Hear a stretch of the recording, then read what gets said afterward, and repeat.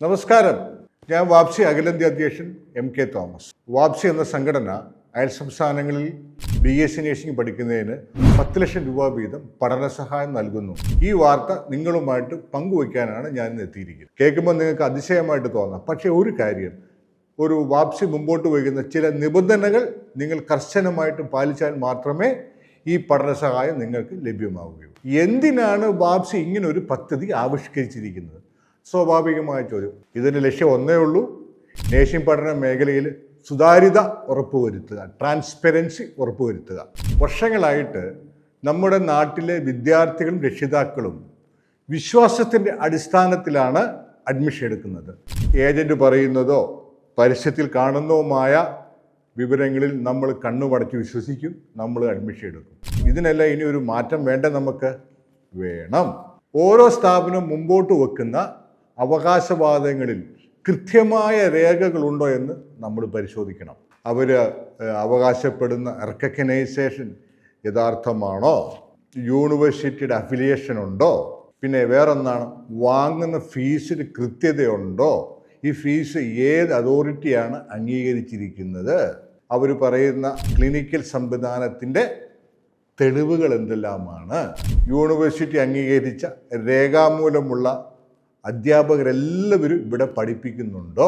പിന്നെ ഇവർ പറയുന്ന ആശുപത്രികൾ, മൾട്ടി സ്പെഷ്യാലിറ്റി, സൂപ്പർ സ്പെഷ്യാലിറ്റി, ഒരു മെഡിക്കൽ കോളേജ്, 2 മെഡിക്കൽ കോളേജ്, ഇതൊക്കെ യഥാർത്ഥമാണോ എന്ന് പരിശോധിക്കണ്ടേ? പിന്നെ ഈ കഴിഞ്ഞ വർഷത്തിലെ PUSH, prevention of sexual harassment in establishment എന്ന നിയമത്തിൻ്റെ അടിസ്ഥാനത്തിൽ എല്ലാ സ്ഥാപനങ്ങളിലും, വിദ്യാഭ്യാസ സ്ഥാപനങ്ങളിലും ICC, ഇൻറ്റേർണൽ കംപ്ലൈൻറ്റ് കമ്മിറ്റി ഉണ്ടായിരിക്കണം എന്ന് UGC നിർബന്ധമാക്കിയിട്ടുണ്ട്. നിങ്ങൾ പഠിക്കുന്ന സ്ഥാപനത്തിൽ ഈ കമ്മിറ്റി ഉണ്ടോ എന്ന് നമുക്കൊന്ന് പരിശോധിക്കണ്ടേ? ഇവയെല്ലാം രക്ഷിതാക്കളും വിദ്യാർത്ഥികളും പരിശോധിക്കണം. രേഖ ഉണ്ടെങ്കിൽ സത്യമെല്ലാം നമുക്ക് പുറത്തു വരും. നമുക്ക് ശാശ്വതമായും സമാധാനപരമായും പഠനാന്തരീക്ഷത്തിൽ നമ്മുടെ കോഴ്സ് നമുക്ക് പഠിച്ചു പൂർത്തിയാക്കാം. മറിച്ച് ഈ രേഖകളൊക്കെ നമ്മൾ ആവശ്യപ്പെട്ട് ലഭിക്കുന്നില്ല എന്നുണ്ടെങ്കിൽ ഇതിൻ്റെ പിന്നിലെ സത്യം നമ്മൾ പൊതുജനങ്ങൾക്ക് മനസ്സിലാകും, ഇല്ലേ? അയൽ സംസ്ഥാനത്തിലെ ഒട്ടുമിക്ക സ്ഥലങ്ങളിൽ പഠിക്കുന്ന വിദ്യാർത്ഥികൾക്ക് ഈ പദ്ധതിയിൽ അംഗങ്ങളാകാം. പക്ഷേ ആദ്യം നമ്മൾ ഫോക്കസ് ചെയ്യുന്ന കർണാടകയിൽ നമ്മൾക്കറിയാം 700-ൽ പരം നേഴ്സിംഗ് കോളേജുകളിൽ BSc പഠനം നടത്തുന്നുണ്ട്. അറിയാമല്ലോ. ഇതിൽ നിന്ന് ഈ പ്രാഥമിക ഘട്ടത്തിൽ തിരഞ്ഞെടുക്കുന്ന കുറേ കോളേജുകൾക്കായിരിക്കും നമ്മൾ ഈ പഠന സഹായം നൽകുന്നത്. പിന്നെ ഇതിനാവശ്യമായ രേഖകൾ നിങ്ങൾക്ക് എങ്ങനെ സംഘടിപ്പിക്കാം? നിങ്ങൾ വിശ്വസിച്ച് നിങ്ങൾക്ക് അഡ്മിഷൻ എടുത്തുന്ന അഡ്മിഷൻ ഏജൻ്റ് ഉണ്ടല്ലോ, ഈ അഡ്മിഷൻ ഏജൻറ്റോട് ചോദിച്ചാൽ ഈ രേഖകൾ നിങ്ങൾക്ക് ലഭ്യമാകും. ഇനി അതല്ലെങ്കിൽ ഈ കോളേജിലെ പ്രിൻസിപ്പാളിനോട് ചോദിച്ചാൽ ഈ രേഖകൾ നമുക്ക് ലഭ്യമാകും. ഇനി ഇവരാരും തന്നില്ലെങ്കിലോ നമുക്ക് രാജീവ് ഗാന്ധി ആരോഗ്യ സർവകലാശാലയിൽ വിവരാവകാശ നിയമപ്രകാരം ഒരു അപേക്ഷ വെച്ചാൽ 30 ദിവസം കൊണ്ട് നിങ്ങൾക്ക് മറുപടി ലഭിക്കും.